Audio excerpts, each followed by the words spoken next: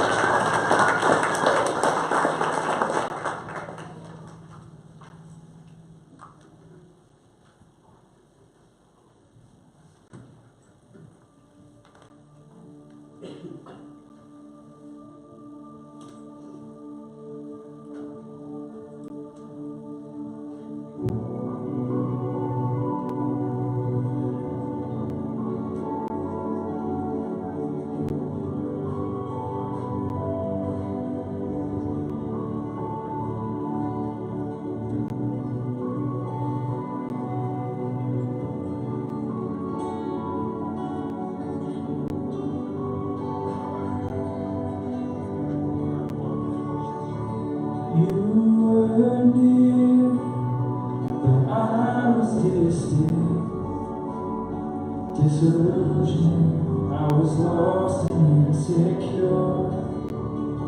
Still mercy for my attention.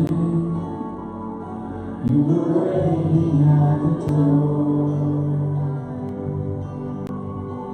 and I let you in.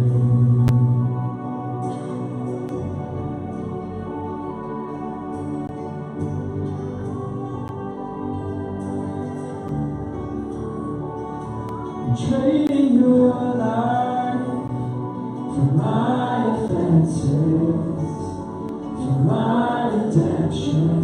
You carry all the blame, and breaking the curse of our condition. Perfection took our place. When only love could make a way, you gave your life in a beautiful exchange.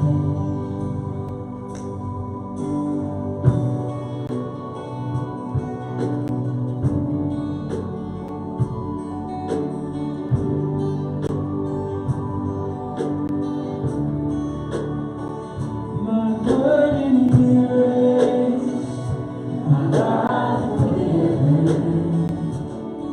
There is nothing that can take this love away. And my only desire and sole ambition is to love you just the same.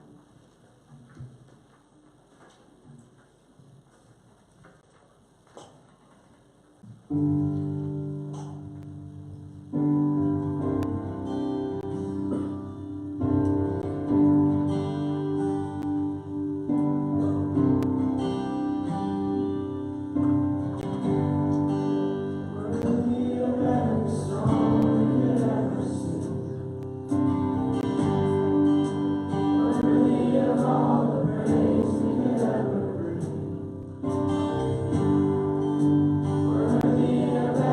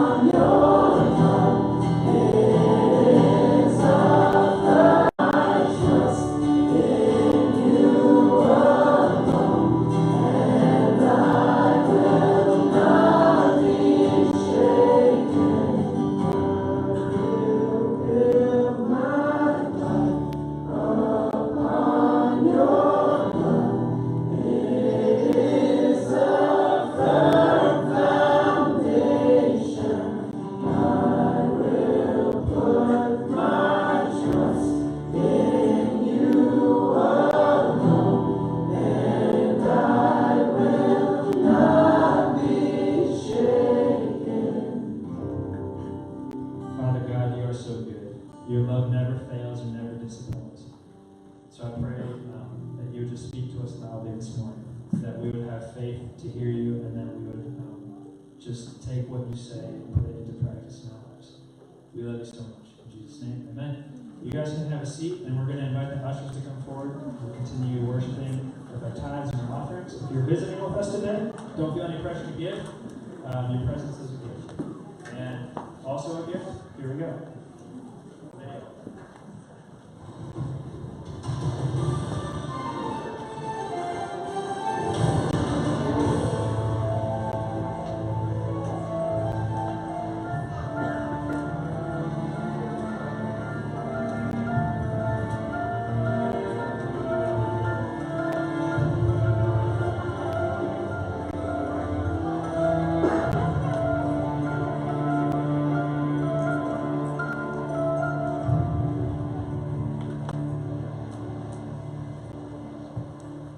That was really quick. Good morning. Welcome. My name is Aaron. I'm the pastor here at Third Coast. Merry Christmas.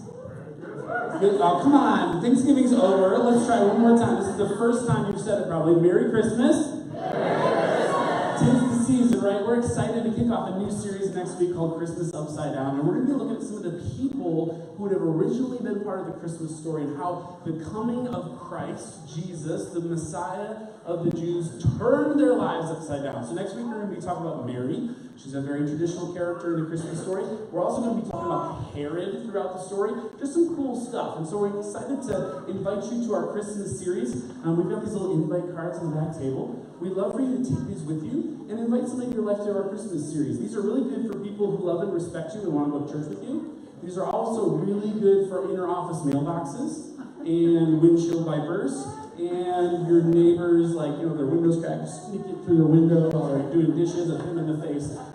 But for real, if you want somebody that you're interested in inviting into your faith community for the holidays, this is a great invite. I'm also going to take this home and just put it on my refrigerator to remind me to go to church, even though I'm going to be teaching.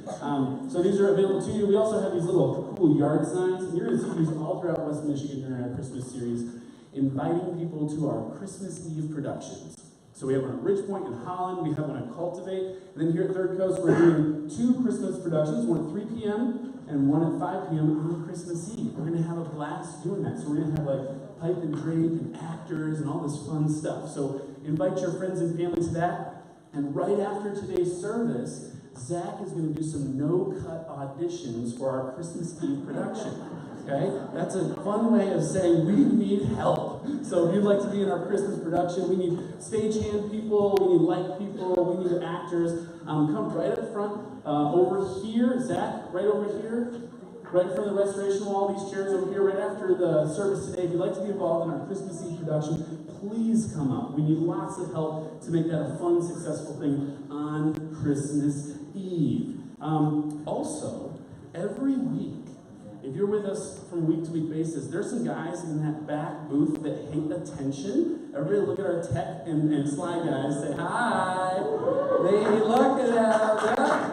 That's awesome. We really appreciate them. But like this morning, we had a tech guy who wasn't able to be with us. We had to pull somebody out of the crowd. Next week, we have a tech lunch. If you're interested in sound or video or slides, interested in helping in a non-upfront kind of way, we'd love to feed you lunch next week and get you involved in a volunteer team. So come back there next week. Also next week, we're doing something called the Giving Tree. For 2 weeks only, so the 2nd and the 9th, we're going to have a little Christmas tree set up in back, and there's going to be some ornaments on it. And we'd love for you to prayerfully consider taking an ornament and helping us support families through our partnership with Douglas Elementary School who need help through the holidays. So we're going to have some students on there who need some gifts. We're going to have some families on there who need some family fun packs, just to have a good time throughout the holidays. We're going to have some gift cards on there for teachers so that they can help support their families throughout the year, maybe help them buy classroom supplies. But we believe in public education, and we want to partner with Douglas Elementary to support their families. So for 2 weeks only, next week and the following week, you can pick up ornaments, and then everything will be back here on the 16th, so we can help support our local families through our partnership with Douglas Elementary. Love you to take advantage of Giving Tree. Hey, in just a minute, Dan Seaborn is going to teach with us today. We're so excited to have him. Woo! He just walked in, so he's getting ready to roll. Before that, I want to give a quick word about children. So our children, we love them. We love them so much, and there's so many of them. And this is such a small building. So parents, we're so thankful for your patience as we kind of figure out our children's system throughout the year.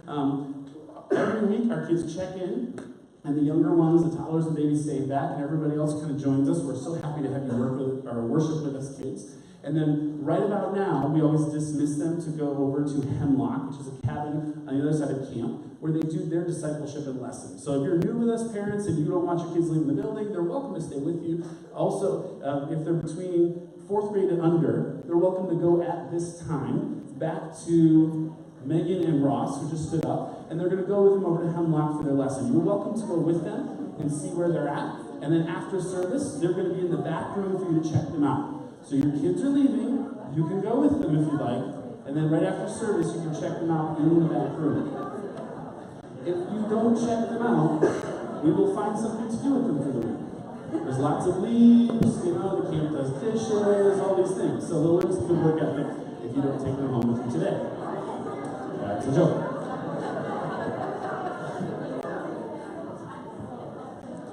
Hey, as the kids finish clearing out, like I said, just a minute, Dan Seaborn's going to come and teach us. But you guys are welcome to stand up now and say hi to somebody, grab a cup of coffee if you need to, and we'll get going literally in 2 minutes. Thank you.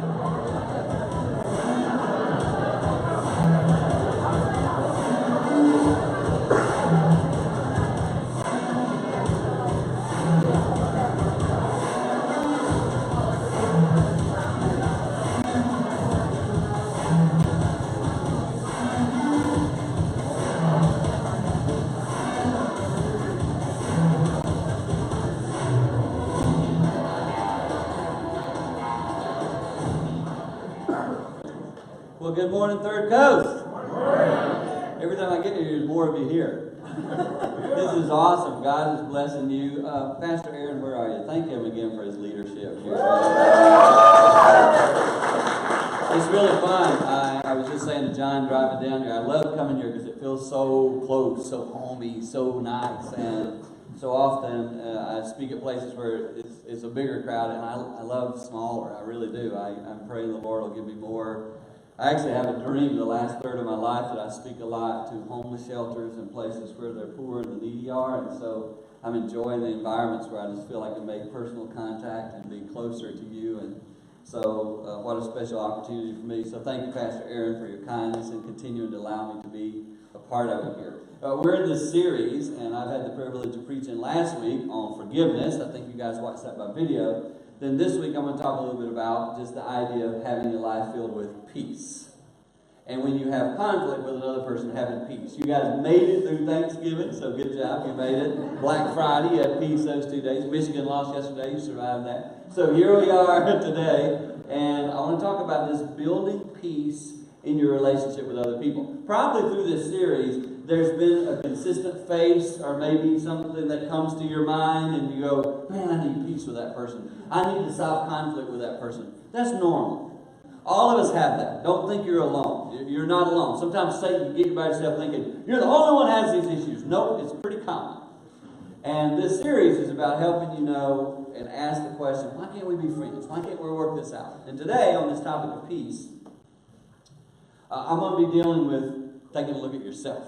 At the end of this little message today, there's going to be 2 lists come up on the screen, and you're going to be able to go, which list is most likely who I normally am? And so it's going to be a great day of looking at your life and thinking, do I bring peace in my home? Do I bring peace at work? Do I bring peace in my relationship with my friends? It's going to be real easy to look at that.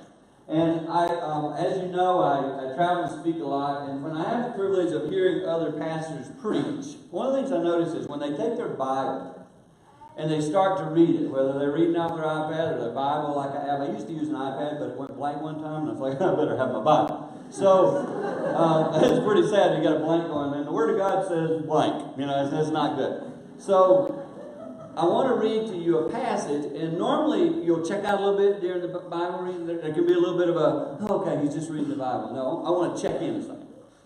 I want you to check in. I'm just going to read a few verses, but I want you to imagine what would happen if we as individuals did what I'm about to say, and the whole world did it. Just think what would happen if we followed the commands of Romans 12, starting with verse 17. Do not repay anyone evil for evil. Be careful to do what is be careful to do what is right in the eyes of everybody. If it is possible, as far as it depends on you, live at peace with everyone. Do not take revenge, my friends. Leave room for God's wrath, for it is written, God said, it is mine to avenge. On the contrary, if your enemy is hungry, feed him. If your enemy is thirsty, give him something to drink. In doing this, you will heap burning coals on his head. That part of the verse we like. We go, yeah, heap them coals. But the point of it all is, verse 21, do not be overcome by evil, but overcome evil with good.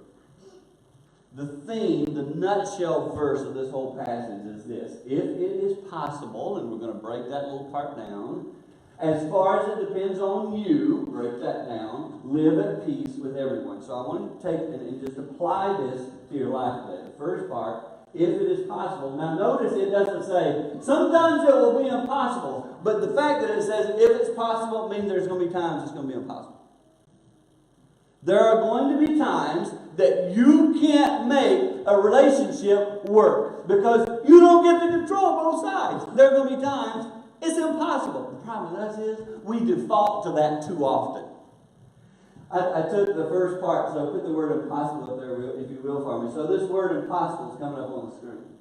I want to take this to the I am in the beginning. What's this? When I'm pretty sure it's the other person's fault, it's mostly their fault. When I'm certain that I'm right. When I'm sure that nobody else could work with this person because they're just impossible. Watch what happens if you drop the I'm off of this. If you drop the I'm off, it becomes possible. Stop focusing on your point of view in that conflict. And begin to take the other person's point of view. So when I do this with James, sometimes when we're having conflict, and I go, okay, stop. We talked about this one time. And I go, stop, Dan, stop. Think about yourself. Just listen to her. And when I listen to her, I go, this is possible. She's got a good point of view here. I need to listen to her. But you can't do that if I'm thinking about myself.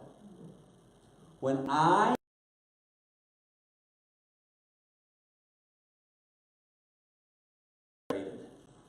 irritated, I'm feeling like they're not seeing my point of view.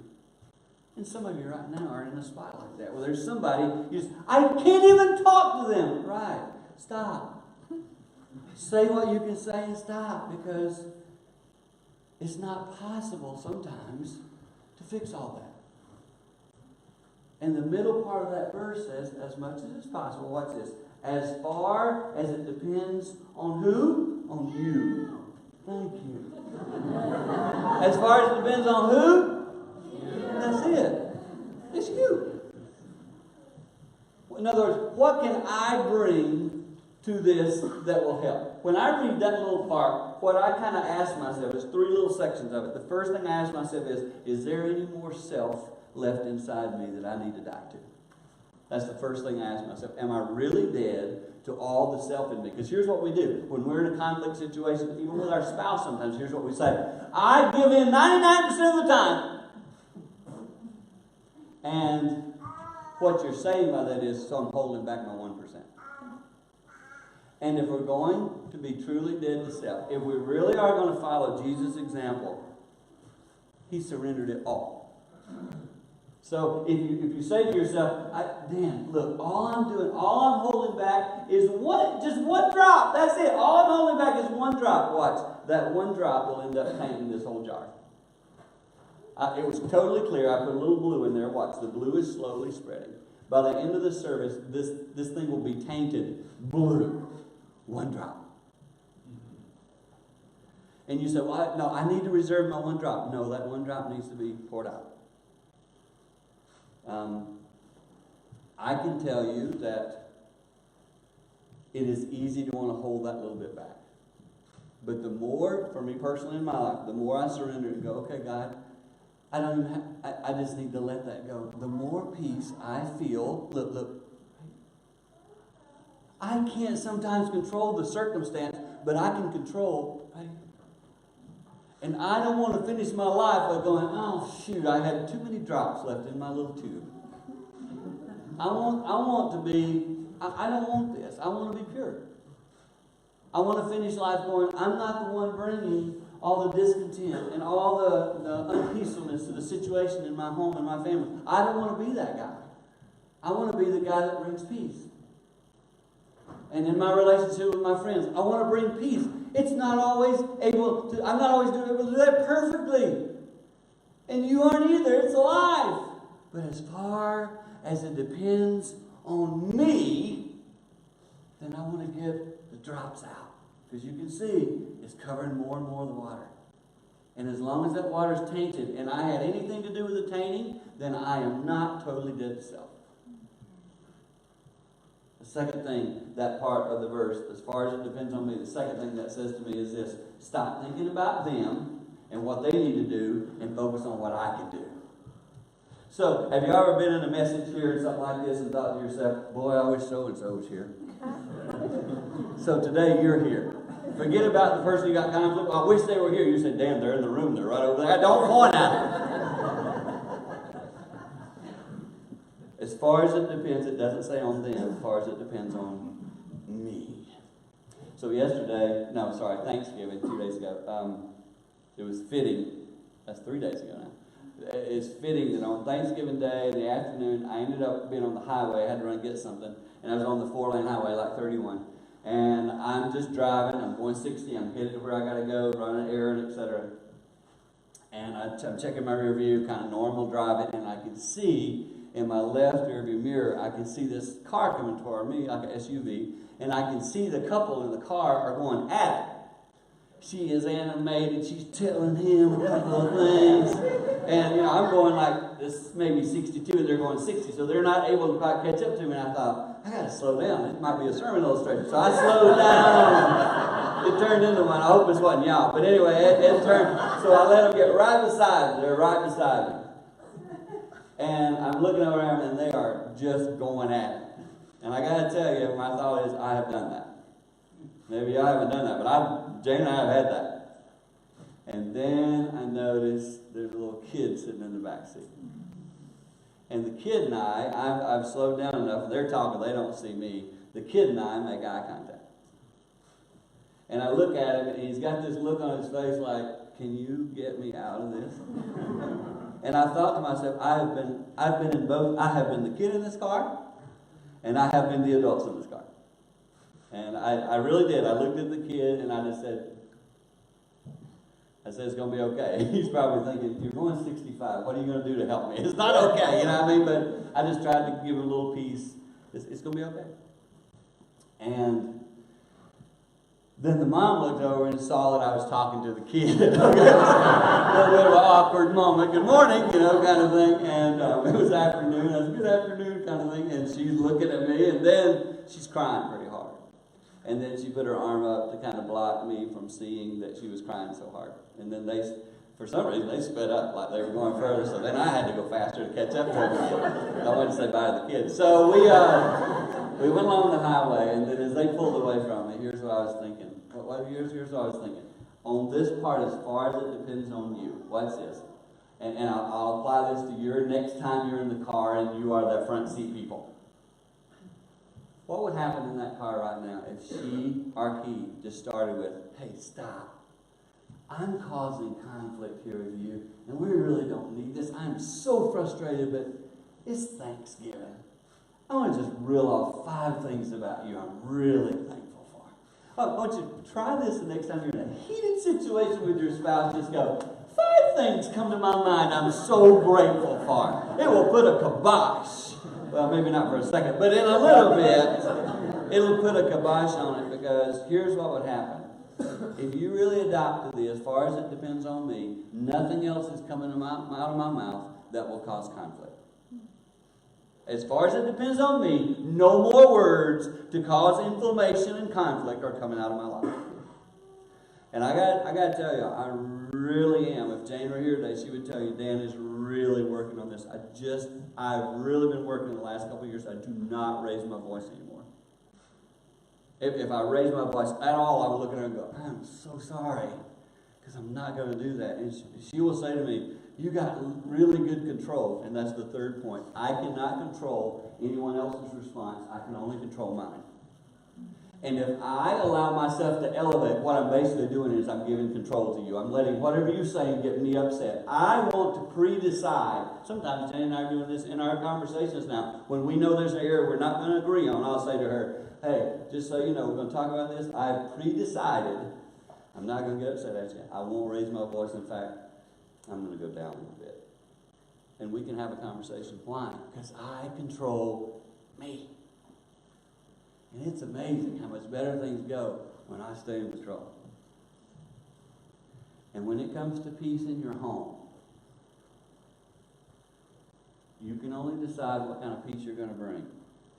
But if you make a decision today, leaving here, you know what?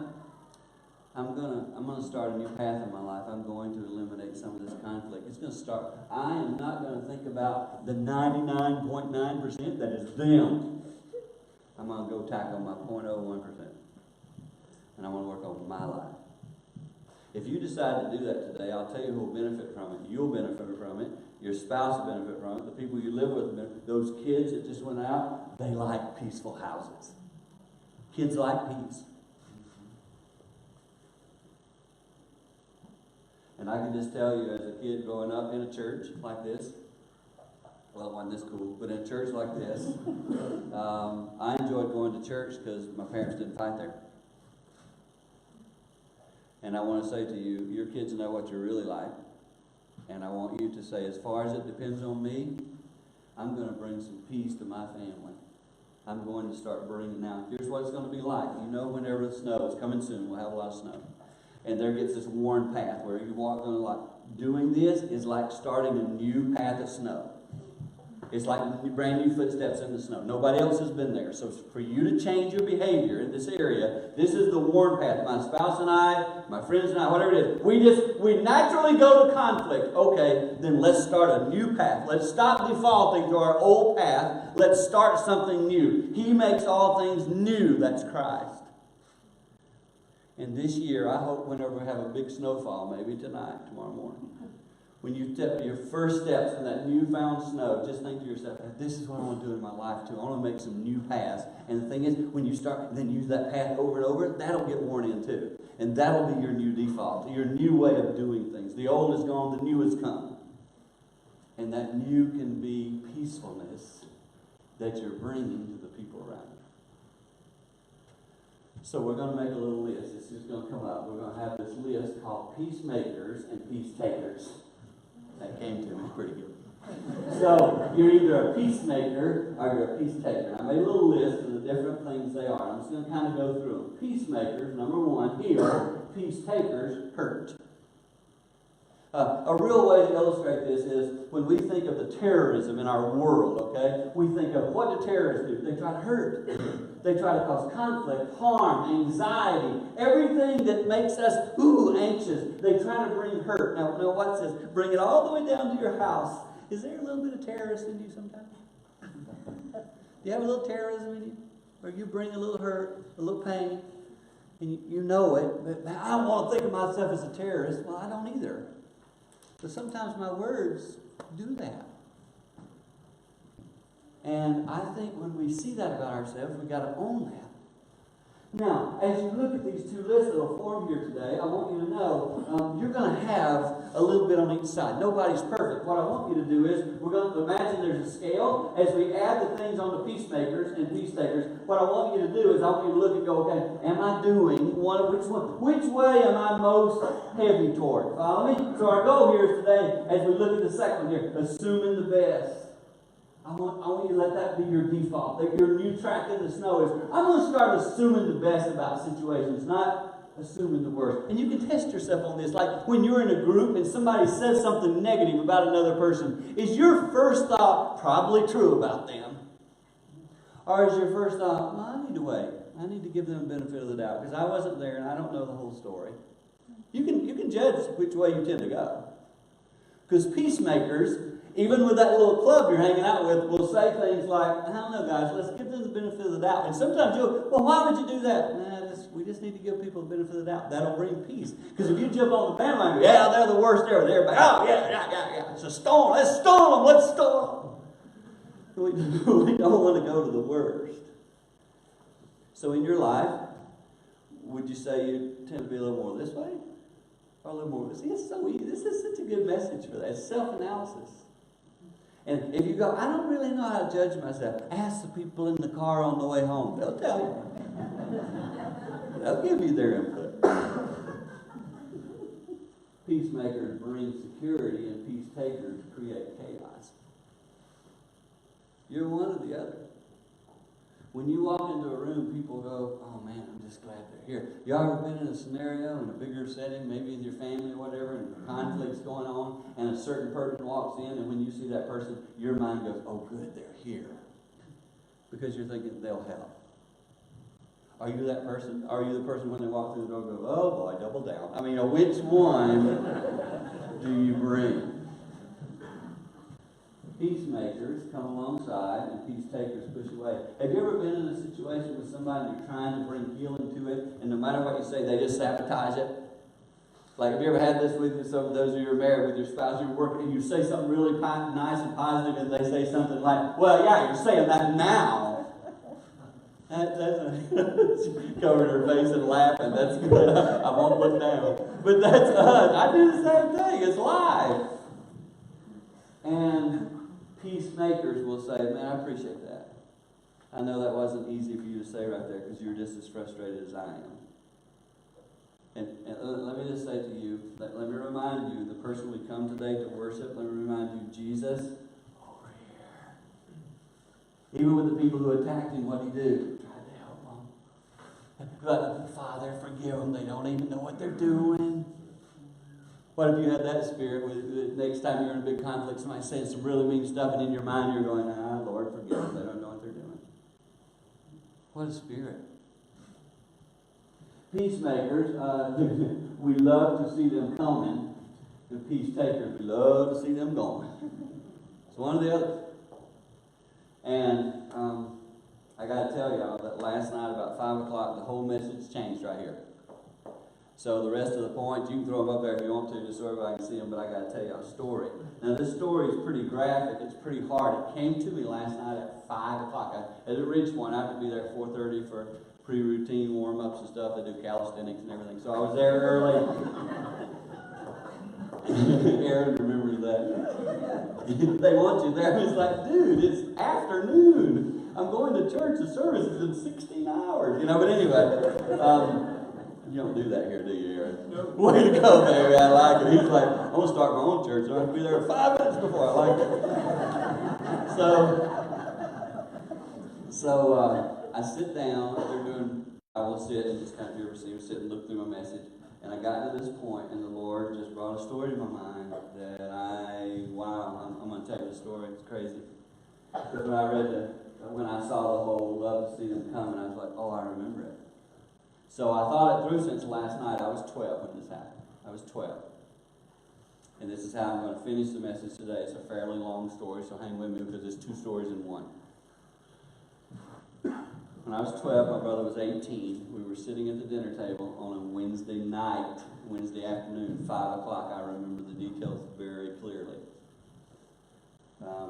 Pretty routine that my father was abusive to my mom. Me and my brother, only 2 siblings. He's 18, I'm 12. So up to that point, we have watched Dad abuse Mom, and we're too small to do anything stronger. And we had kind of talked to each other about that someday, Dad's not going to hurt Mom anymore. We kind of made an agreement. Dad's not going to hurt Mom the rest of her life. Maybe we have to grow up and be men, but we will not put up with this the rest of our life. So on this Wednesday night, we're having dinner. Dad got upset at Mom about something she said, and he had done this before. And again, I'm going to be very careful. There are children in the room, but he stood up and he slapped her so hard that it was awful as a child to see that. And my brother, he was sitting on that side of Dad. I sat over here. Mom and Dad sat across from each other, a little table. And my brother stood up and said, I remember him standing up, looked at my dad and said, that's it. It's the last time you'll ever hit Mom. And he said, I'm going to get a baseball bat. And my mom said, no, Joe, no. My brother, no, don't. And I'm like, Joe, no, don't. And my dad goes, go get it.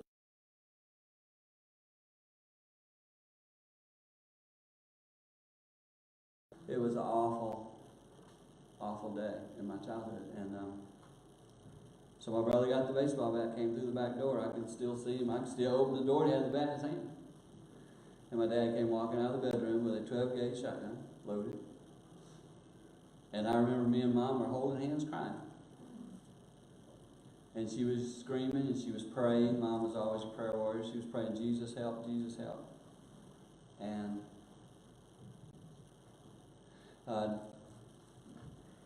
there was conflict, and my brother did not swing the bat, but my dad swung the gun and broke my brother's right hand. It was on the bat, broke his hand, just broke it. And my brother's hand kind of went limp. And Dad said, all right, all y'all get outside. So we all stood up, we walked outside, and he set us on a little swing that was outside, and he was probably from here to that little podium away from us, and he said, sit there till I tell you can move. And we were sitting together on the swing. I was sitting in the middle, and I honestly thought I was going to die that night. I thought I was going to die. And then, from way back over here, like way back, so the story's happening right there, but way back over here, back in the corner, I hear this voice go, hey, what's going on over there? And I remember turning around in the swing and looking, and I saw my grandfather. My grandfather was the ultimate peacemaker in my life as a child. He was fun, he was joyous. He got me through the stuff that I'm telling you about happened a lot. My grandpa would hug me and love me through it. And I remember as a little boy turning around in the swing. As a little boy turning around, looking back and going, it's Grandpa. He's going to save us. And he did. He walked up. He walked around that swing. He got the gun. He took it away from my dad. He goes, give me that gun. What are you doing? And he told him, leave. My dad walked away, and he came over that swing. I remember he picked me off the swing and just held me. He was really a big grandpa. He might not have been as big as I thought, but he's as big as life to me. And he held me, and he said, it's going to be okay, boy. It's going to be okay. That story came to my mind last night because I loved when I saw my grandpa come in. He looked like Jesus. I used to call him the Living Bible.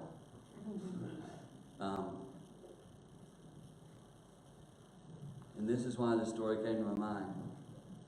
Because fast forward 50 years. I'm a grandpa now. About to be a grandpa of 6. I have a little grandson, his name is Jackson. Jackson is 5. Jackson has been through a lot in his short 5 years already. A lot. Some of you get that, your grandparents and your grandmas and grandpas, and you see things. And he has been through a lot personally. And I was putting him to bed this past week in my house. And I'm laying in bed with him, and our hands are like this. Our hands are like this. And I said, Jackson, are you doing good? Yeah, Papa. I said, Jackson, do you sometimes, with everything going on in your life, do you sometimes worry? I'm doing pretty good with that. And I said, well, I want to tell you something tonight. I want to tell you that I'm your Papa, and nothing can ever change me being your Papa. I will always be your Papa, no matter what. And Papa will always love you. Nothing can change that. And he said, nothing? I said, nothing. Watch this. His little hand went from this grip. What was it? His little hand went. I'm big on interlocking. So he's interlocking my hand, okay? And I prayed with him. And what I felt that day, he snuggled up next to me. What Jackson finds in me, you ready? Security. So the next morning, he sleeps for a couple hours. So I thank God I'm not a parent now. Good to see y'all. So the next morning I get up, I got to run a few errands. And I see him, I say, hey J-Man, that's what I call him. J-Man, come give Papa a hug, I got to leave. He comes, he jumps up on me. He was sitting at the counter doing something with Jane. He came over, jumped up on me, hugging, snuggling, burying, you know what kids do, burying into my chest. I said, Jackson, I love you. I love you too, Papa. And I said, Jackson, I forgot to ask you, what do you want Papa to get you for Christmas? I said, man, I need to get you something. What do you want for Christmas? And he held on really tight for a second. This is exactly what he did. He pulled his head back. He looked me right in the eye and he said, Papa? I said, yeah. He said, you know what I want? I said, what? He said, I want you to take a picture of me, and I want to make that picture up on a frame, and I want to put it on my wall so I can always have you near me. Whoa. I just went, serious, buddy? That's what you want for Christmas? Yeah. I just want a picture with you. So Thanksgiving Day, we took some killer pictures. He's going to get a big picture of him and his Papa. You know why? Because you know what he's telling me? Papa, when I'm with you, I feel safe. I feel peace. What's this? What's this? Do you know what makes me peaceful? What is this? When Jesus says to me, Dan, I want to take a picture with me. And you want to hold hands? Because Dan, I'm your Savior, and that can't be taken away. We're good. You have peace with me. Look. That's peace right there. When my Savior Jesus says, I got you and I won't leave you. And that's peace. Peace is depth with Christ. And I want to tell you this year, if you find peace with Christ, then you can pass these things. Oh, it was Jesus' Sermon on the Mount, Matthew. Blessed are the peacemakers, for they will be called the children of God. Jesus. So, we come to church so we can become more like God. So people go, wow, is that one of God's kids? Well, if you go and live peace, then you'll share that. Pastor Aaron, this is your family. Thanks for sharing it with me. You're so kind to do that. I'm going to ask you to come up and just pray over us. And thank y'all for letting me. I got to run and preach at Ridgepoint, but thank you for letting me come preach. And I pray the Lord will bless you with a peaceful Christmas. Thank you. Hey, the band's going to go ahead and come on up. Help me pray for us. Lord, you're good. The good news of our faith is that no matter how deep the ruts are, your power and your presence and your peace can help us make new tracks in the snow. So I just pray that truth over us today as we move from learning and worshiping into singing and worshiping, Lord. I pray that you will break the chains of our hearts. No matter what we're going through, no matter how deep the rut would seem, we pray that you would be king. Your peace and your presence and your power will make a new way forward. We love you.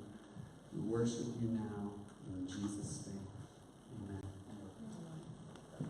Let's stand here.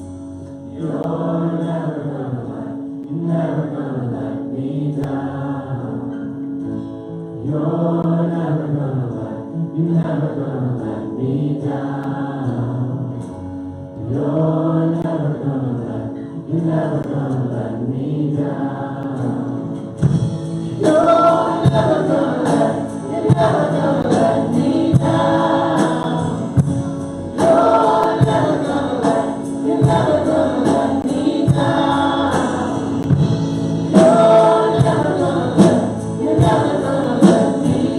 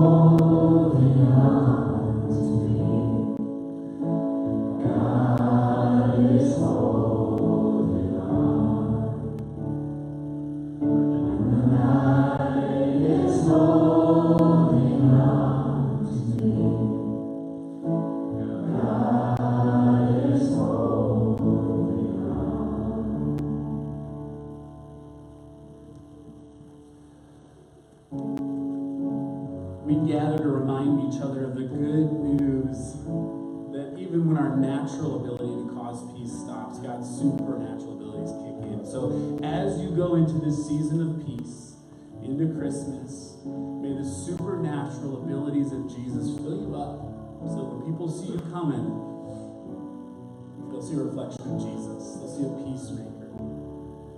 You know, I'm thankful for Dan Seaborn. I'm thankful for everything he does to support our churches. There was a time in my marriage where we couldn't make new tracks in the snow alone. I've told you guys this before. We needed marriage counseling. We went to Wickham at home because we needed somebody else to help us get out of our ruts, to help us make new tracks. And so if you're there today, Wickham at Home is a great resource. We have resources too.